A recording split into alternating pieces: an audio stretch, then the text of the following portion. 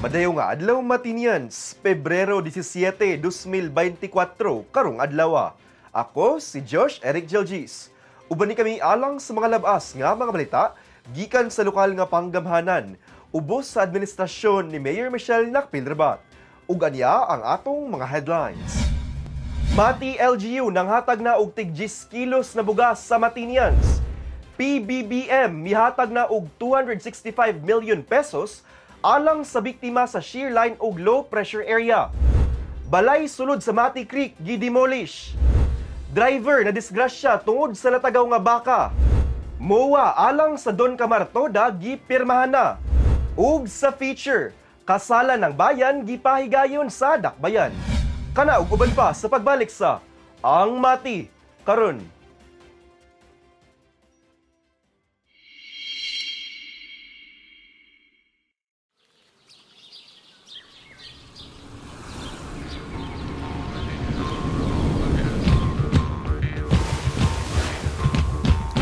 Boa noite, povo, que eu cheguei. Mais outra vez apresenta meu baianão. Povo, que eu cheguei. Mais outra. Boa noite, povo, que eu cheguei. Mais outra vez apresenta meu baianão.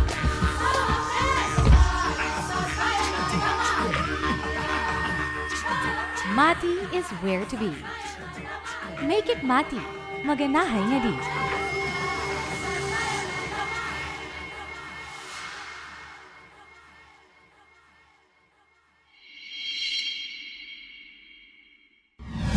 Kung may gustong isumbong nga problema sa inyong barangay, o di ka proyektong kinahanglan ninyo nga wala matagad, kung kamo nangitag kadangpan sa inyong suliran, i-report na kana sa Ang Mati karon.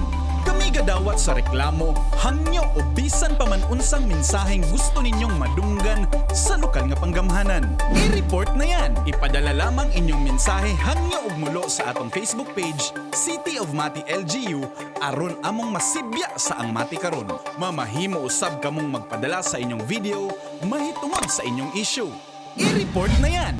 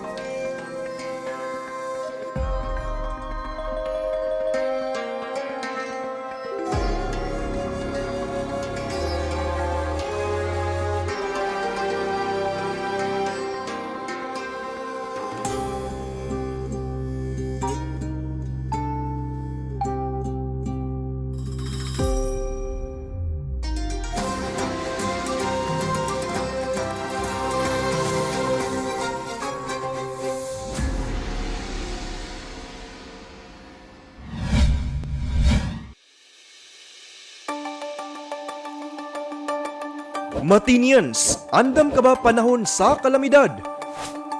Ang Go Bag usa sa mga alibyo aron kaminusan ang epektong hatod sa kalamidad o emerhensiya. Ali, tabangan ta ka magprepara og Go Bag aron ready ka pirmi. Una, iandam ang sinina ug uban pang bisti nga magamit sulod sa duha hangtod tulo ka adlaw. Pagkaong di dali mapanos sama sa dilata, biskwit, noodles ug uban pa. Tubig mainom, kutsara, tinidor, plato ug plastic bags. Toiletries sama sa toothbrush ug toothpaste, sanitary napkin para sa mga babae, sabon ug shampoo, hand sanitizer ug alcohol. First aid kit sama sa band-aid, mga tambal, ointment para sa mga samad, maintenance medication kung naa. Survival kit sama sa pocket knife na dunay can opener, flashlight ug posporo o lighter, ug pito.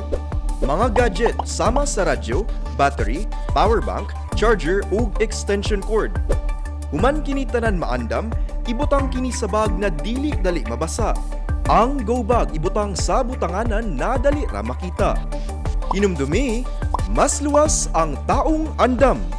I-ready na ang inyong mga go bags, Matinians. Kabalo ka ba? Nga otomatikong kansilado ang klase sa mga eskwelahan kung adunay bagyo, kusog nga pagulan, baha, ug kusog nga linog. Subay sa DepEd Order No. 37 Series of 2022.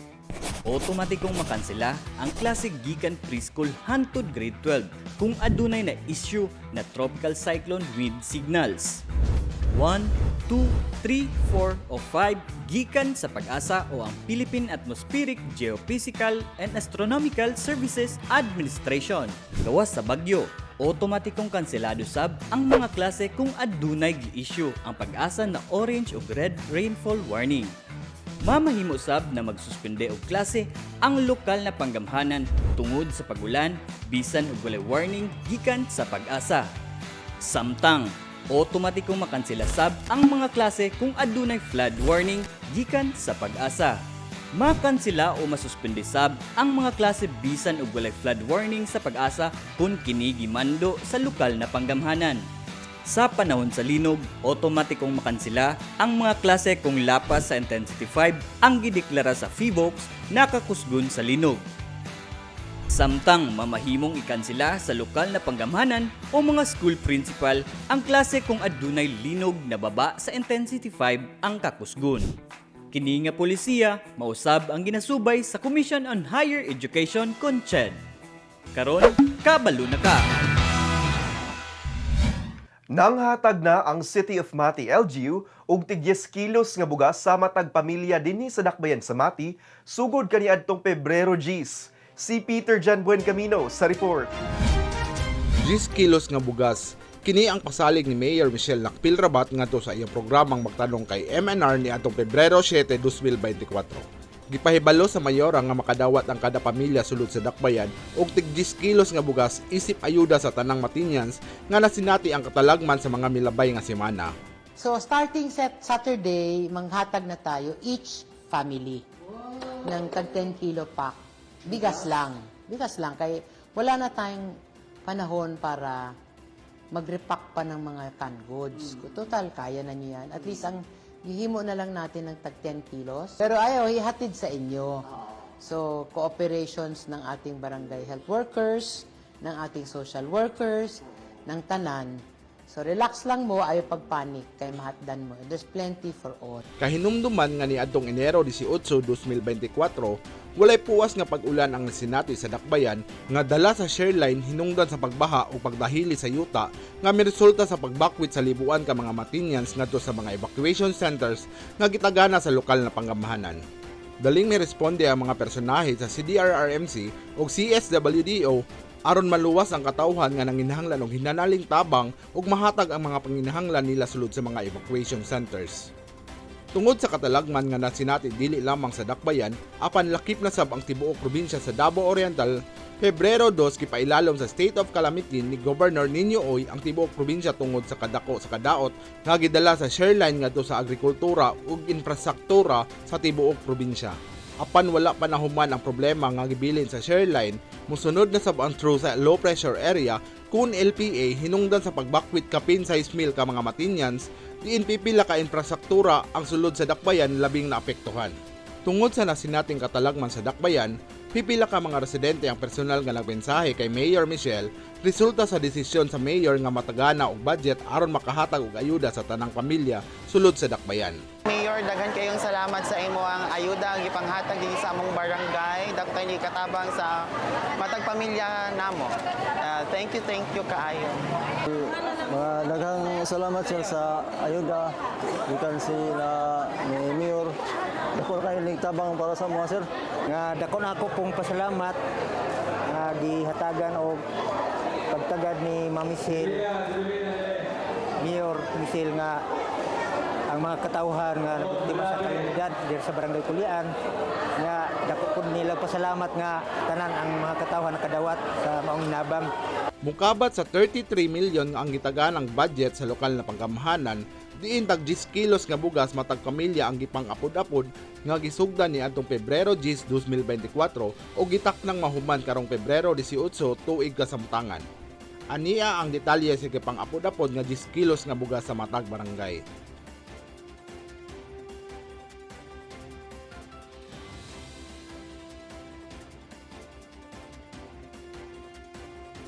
Kini si Peter Jan Camino para sa Ang Mati karon. 265 million pesos nga hinabang pinansyal gikan kang Presidente Ferdinand R. Marcos Jr. ang gihatag alang sa mga residente nga naapektuhan sa shear line ug low pressure area sa tibuok Mindanao. Ang hinabang pinansyal gitunol atol sa iyang pagbisita sa dakbayan sa Davao sa miaging simana. Si Jilbis Jean Patalinghog sa report.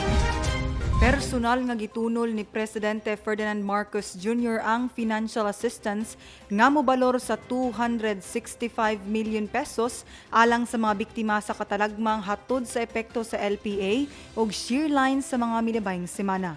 Ang pondo nagikan mismo sa Presidential Social Fund ug gawas sa Emergency Fund transfer nga gipaabot sa gobyerno aron matabangan ang libuang mga pamilya nga naapektuhan. Ang hinabang nga gipahibalo atol sa situational briefing sa Davao City kaniadtong Pebrero 7 nagtumong sa paghatag og hinanali nga hinabang sa mga naapektuhan sa natural nga kalamidad. Gihatagan og gibugaton ni Presidente Marcos ang kamahinungdanon sa dali nga aksyon nga nag-ingon. But as the Secretary was explaining that it gets to the point na hindi lang pagkain ang kailangan ng tao, that they need to buy other things na para sa kanilang household, no. So that's why the ECTs are become very important, and that's why I released the 265 million to make sure that that phase of the response is immediate. At maramdaman kaagad ng tao, mayroon kaagad silang tulong, maramdaman nila kaagad kung ano yung kailangan nila, meron silang gagamitin sa pangangailangan nila. Ubos sa alokasyon, ang nagkalain-laing probinsya ug syudad sa Mindanao makadawat og hinabang pinansyal nga gipahaom sa ilang partikular nga panginahanglan. Ang probinsya sa Davao Oriental nga ikaduha sa subay pinakadaghang apektadong households nga mikabat sa 72,412 kon 63,379 ka pamilya usa sa mga gihatagan og prioridad sa hinabang. Ang probinsya nga girepresentahan ni Gobernador Ninoy mipadayag sa pasalamat ngadto kang Presidente Marcos sa suporta nga gihatag niining mahagitong panahon sa pakighinabi niini sa Office of the Presidential Assistant for Eastern Mindanao kon OPAMIN. Uban sa laing mga apektadong probinsya, nag-atubang og dagkong mga hagit sa pagtukod pag-usab sa mga naguba nga infrastruktura ug pagbalik sa normal sa mga apektadong komunidad.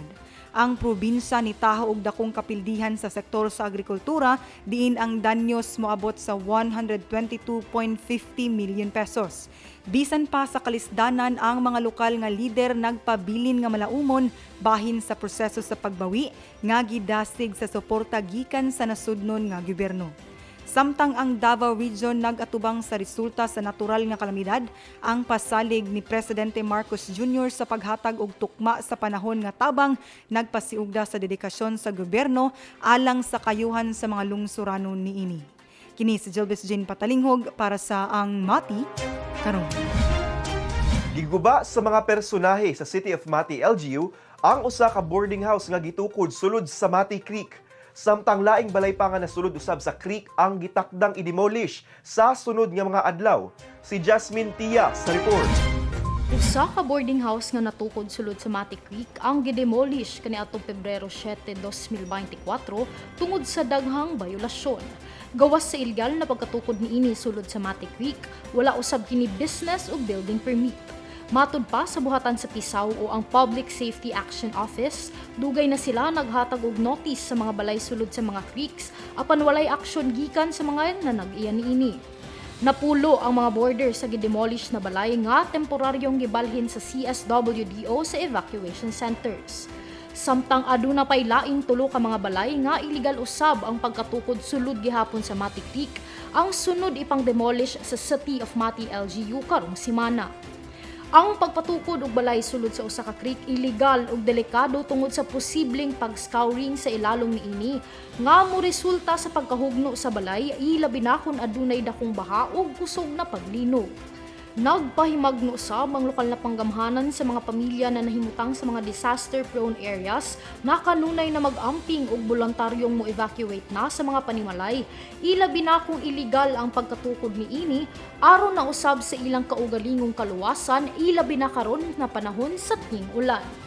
Kini si Jasmine Pia para sa Ang Mati Karon. Sa among pagbalik, driver na disgrasya tungod sa latagaw nga baka.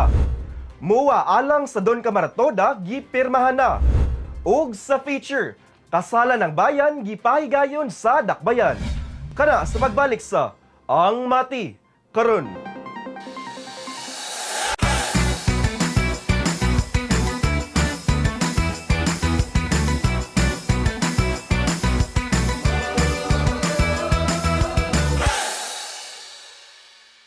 Madayaw na adlaw Matinians, aniya na usab kita sa atong segment na Matinians on the Street. Dinhi lamang sa Ang Mati Karon. Ang hepe sa Food and Drug Administration kon FDA sa nasud miingon kaniadtong Martes nga siya uyon sa medikal nga paggamit sa cannabis o marijuana.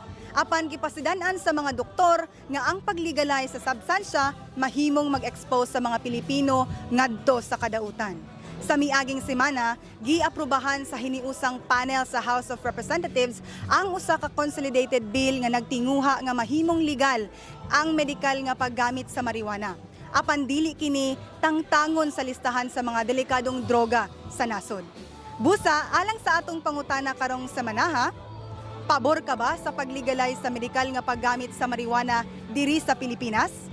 Tara, ubani kami ug atong sutaon ang tubag sa mga Matinyan. Dili gyud. Kay magdaot man sa mga anak namo, apo. Gadaot na siya. Yes po.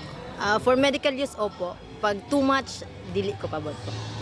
Kung gamiton sa for bad use, kung gamiton sa sa mga bisyo nga dili maayo kanang mga makadaot sa lawas, dili siya pwede. For medical use na makaayo, labi na sa mga needed, pabor kaayo. Dili. Gina-abuse mo na nila gud. Pero sa ako kabayo di ko musugot. Amot lang ka sa mga batanon, pero sa ako kabayo di ko musugot. Makatuyok na sa atong utok. Concentrate imong lakaw, lahi na imong nauna. Kung sa imong matripal, buhaton nimo. Pabor kayo basta pinagi sa pagtambalang. Pero dili pinagi sa kanang tambal, murag dili gid maayo.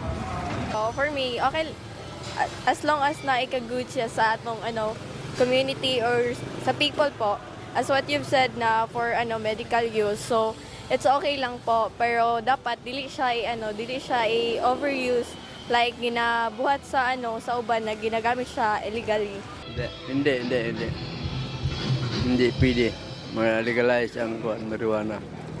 Dili kay sa medical na magamit sa religion na ako. Dagang mga adik na magamit. Maraming mga adik. Dili, tunga-tunga ko. Pero pwede dili, pwede alanganin ko.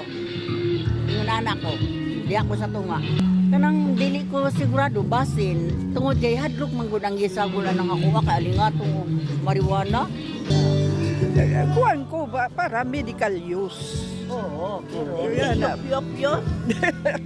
Medical use okay lang. Kuan lang. Okay ra. Dili ma-distribute, dili makuha sa lain. For medical use, okay kaayo ko. Uhog mo ka na ang mga tubag sa Matinyans kabahin sa atong pangutana karong semana. Ubani na usab kami sunod semana din lamang sa Matinyans on the Street. Ako si Jilbis Jean Patalinghog. Amping!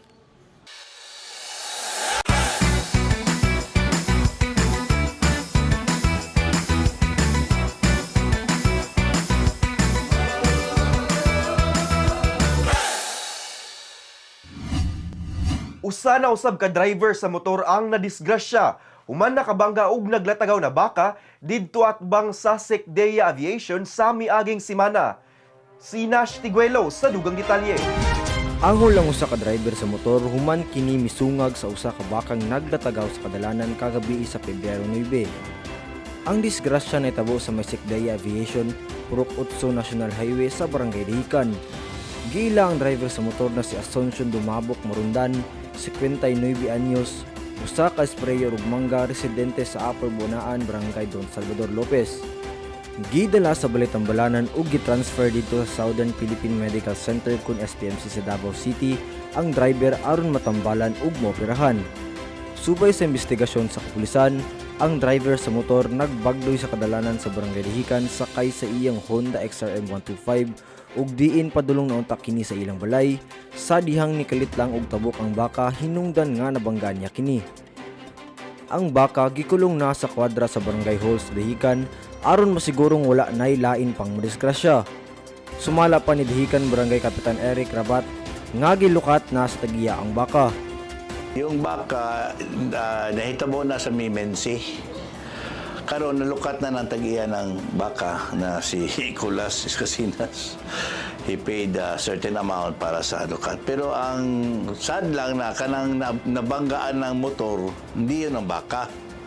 Kahinumduman nga nagbugna og ordinansa ang Barangay Dahican sa pagdakop sa mga hayop nga naglatagaw sa kadalanan ug gisulod kini sa kwadra ug ipalukat sa tagiya.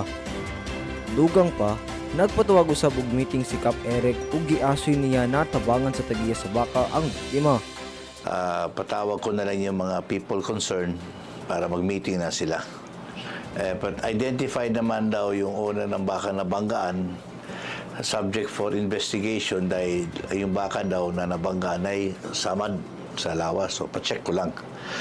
Kung yun, yung owner, patawagin ko. Siya ang magkipagstorya sa mga nabiktima. Kini si Nash Tiguelo para sa Ang Mati karon. Gikalipay sa mga motorista ubos sa Barangay Don Mariano Marcos, Kalapagan ug Marayag Tricycle Operators and Drivers Association kon Don Camartoda ang malampuson nga pagpirma sa Memorandum of Agreement tali sa City of Mati LGU ug Lupon LGU. Kung unsa ang sulod niini nga MOA, aniya ang report. Aron mapausbaw ang serbisyong transportasyon sa lokalidad, pormal nga gipirmahan sa lokal nga panggamahanan sa Mati ug Lupon ang Memorandum of Agreement alang sa Barangay Don Mariano Marcos, Kalapagan ug Marayag Tricycle Operators and Drivers Association kon Don Camartoda. Ang MOA gipirmahan nila City of Mati Mayor Michelle Lacpil-Rabat ug Lupon Mayor Erlinda Lim kaniadtong Pebrero 12, 2024 ug nagtumo nga matubag ang mga hagit na ginatubang sa Don Camartoda nga naga-operate sulod sa munisipalidad sa Lupon. Ang kasabutan adunay usa ka tuig nga termino nga nagsugod gikan sa pagpirma niini hangtod sa ma-renew kini base sa mutual agreement. Ubos sa MOA, gisaysay ang managlahing mga tahas ug responsibilidad sa mga partidong nalambigit sa kasabutan. Lakip sa mga responsibilidad sa Lupon LGU ang pag-issue og motorized tricycle operators permits ingon man mga lisensya sa motorista aron maka-operate sila sa ilang ruta. Pagpatuman og standardized color scheme sa mga tricycle ug pedicabs for hire, inubanan sa identification number ug registration plate gikan sa Land Transportation Office kon LTO ug ang pagpahibalo sa katawhan sa Lupon kabahin sa mga bag-ong ruta og drop-off and pick-up zone sa South Terminal sa Dakbayan sa Mati. Samtang ang Don Camartoda gitahasan sa mosunod na mga responsibilidad. Una, ang pagkuha og motorized tricycle operators permit ingon man lisensya. Ikaduha, ang pagsunod sa gipatuman nga color scheme ug pagdala og identification number inubanan sa LTO registration plate. Ikatulo, ang pagcomply sa mga balaod sa trapiko sulod sa Dakbayan sa Mati. Ikaupat, ang pagpamasahero sulod lamang sa ruta sa TODA. Ikalima, ang kahibalo nga ang paglapas sa maong kasabutan ipailalom sa Joint Administrative Order No. 2014-01 o ang Revised Schedule of Fines and Penalties for Violations of Laws, Rules, and Regulations Governing Land Transportation. Ikaunom, ang pagsunod sa mandato nga nagabawal sa maong toda nga mo-operate sa National Highway gawas na lamang kung walay alternatibong ruta. Ug ikapito, ang pagsiguro og kopya sa MOA sa dihang mobiyahe paingon ug gikan sa lungsod sa Mati. Gitahasan usab ang City of Mati LGU nga tugutan ang Don Camartoda nga mo-operate sulod sa dakbayan subay sa ruta niini, pag-pick up ug pag-drop off lamang sa Mati South Terminal ug ang pagpatuman sa mga termino sa kasabutan. Ang MOA tali sa Mati ug Lupunag tumong lamang sa pagpalambo sa serbisyong pangtransportasyon alang sa mga residente sulod sa Barangay Don Mariano Marcos, Kalapagan ug Marayag, ilabi na ang pagsiguro sa hapsay nga pagbiyahe sabay sa pagpasiugda sa panginahanglan nga sundon ang mga balaod sa trapiko. 82 ka individual, 41 ka parisan, duha ka kasing-kasing nagihiusa sa usa ka seremonya sa kasal. Kini ang panghitabo atul sa kasalang bayan nga gipasiugdahan sa City of Mati LGU kaniadtong Pebrero 12 kauban si Mayor Michelle Nakpilrabat. Ang dugang detalye sa report ni Ethel Marie Gastanes. 41 kaparisan ang dungan nga nagbayluay sa ilang aido sa usa ka kasalan ng bayan niadtong Pebrero 12 sa Laniscan Anan isip pagselebrar sa Valentine's Day. Ang mga couples nag-andam gayud og mga maanindot nga suits ug white gowns alang sa usa sa mga importanteng selebrasyon sa ilang kinabuhi. Lakip sa gikasal mo ang 60 anyos na si Rolando De Loro ug ang iyahang bride na si Linda De Loro, 45 anyos. Ako na taga Manila, ang asawa ko karon na taga Davao. Nagkakilala kami sa Manila. Na inilabog kami sa isa't isa.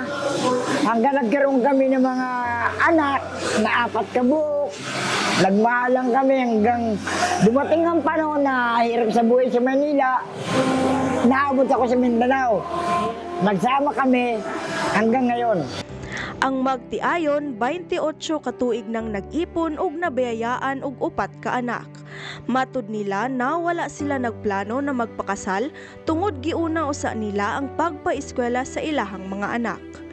Maong dako ang pasalamat sa magtiayon ngadto kay Mayor Michelle Nakpilrabat tungod sa gipahigayong kasalan ng bayan tungod nakalibre sila sa mga gastuhonon. Na pag-isipan namin nga ito ng kasalan ng bayan, ng mayor, natong niyana dyan kong kwan, munisipyo, kaya arong maka-apil yun minsan nga na nga kuwan, para illegal ang akong apelido sa iya.